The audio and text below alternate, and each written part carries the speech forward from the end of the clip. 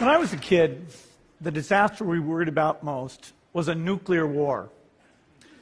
That's why we had a barrel like this down in our basement filled with cans of food and water.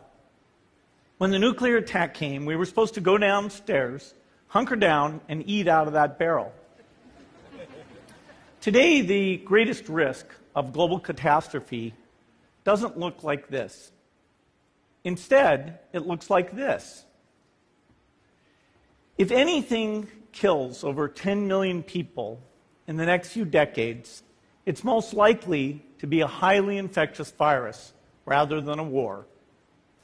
Not missiles, but microbes. Now, part of the reason for this is that we have invested a huge amount in nuclear deterrence. But we've actually invested very little in a system to stop an epidemic.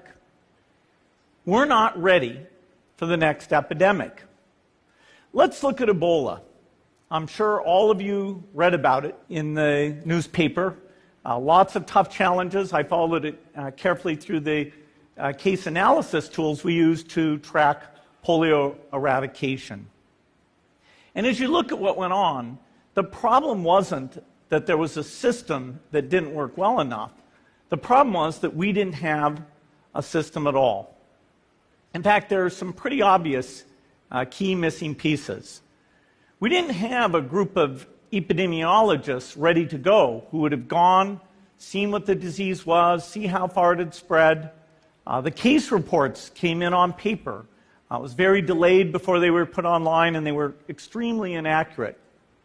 We didn't have a medical team ready to go. We didn't have a way of preparing people. Now, Médecins Sans Frontières did a great job orchestrating volunteers, but even so, we were far slower than we should have been getting the thousands of workers into these countries. And a large epidemic would require us to have hundreds of thousands of workers. There was no one there to look at treatment approaches, no one to look at the diagnostics, no one to figure out what tools should be used. As an example, we could have taken the blood of survivors, processed it, and put that plasma back in people to protect them. But that was never tried.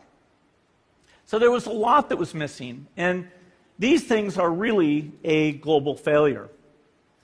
The WHO is funded to monitor epidemics, but not to do these things I talked about. Now, in the movies, it's quite different. There's a group of handsome epidemiologists ready to go. They move in, they save the day, but that's just pure Hollywood.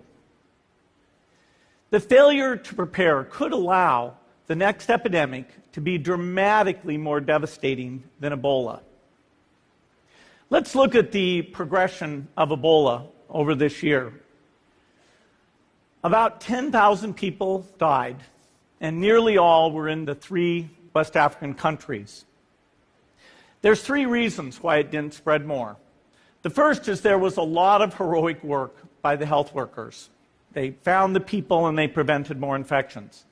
The second is the nature of the virus. Ebola does not spread through the air.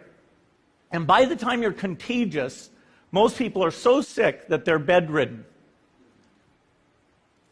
Third, it didn't get into many urban areas, and that was just luck. If it had gotten into a lot more urban areas, the case numbers would have been much larger. So next time, we might not be so lucky. You can have a virus where people feel well enough while they're infectious that they get on a plane or they go to a market. The source of the virus could be a natural epidemic like Ebola, or it could be bioterrorism. And so there are things that would literally make things 1,000 times worse. In fact, let's look at a model of a virus spread through the air like the Spanish flu back in 1918. So here's what would happen. It would spread throughout the world very, very quickly. And you can see there's over 30 million people die from that epidemic. So this is a serious problem. We should be concerned. But in fact, we can build a really good response system. We have the benefits of all the science and technology that we talk about here. We've got cell phones to get information from the public and get information out to them. We have satellite maps where we can see where people are and where they're moving. We have advances in biology that should dramatically change the turnaround time to look at a pathogen and be able to make drugs and vaccines that fit for that pathogen. So we can have tools, but those tools need to be put into an overall global health system, and we need preparedness. The best lessons, I think, on how to get prepared are, again, what we do for war. For soldiers, we have full-time waiting to go. We have reserves that can scale us up to large numbers. NATO has a mobile unit that can deploy very rapidly.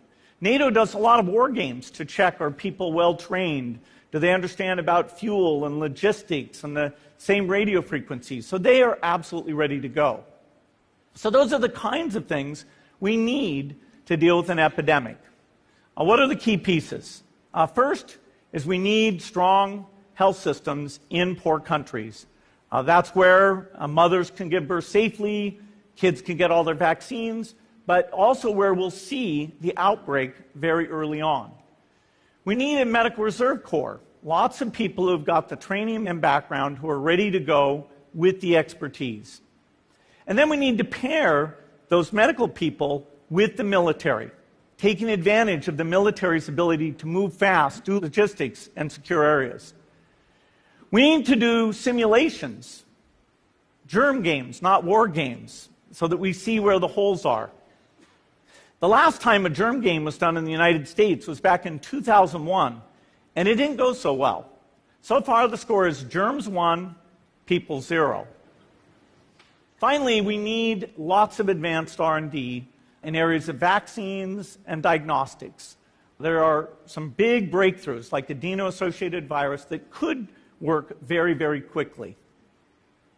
Now, I don't have an exact budget for what this would cost, but I'm quite sure it's very modest compared to the potential harm. The World Bank estimates that if we have a worldwide flu epidemic, global wealth will go down by over $3 trillion, and we'd have millions and millions of deaths. These investments offer significant benefits beyond just being ready for the epidemic. The primary health care, the R&D, those things would reduce global health equity and make the world more just as well as more safe. So I think this should absolutely be a priority. There's no need to panic. We don't have to hoard cans of spaghetti or go down into the basement. But we need to get going because time is not on our side. In fact, if there's one positive thing that can come out of the Ebola epidemic, it's that it can serve as an early warning, a wake-up call to get ready. If we start now, we can be ready for the next epidemic. Thank you.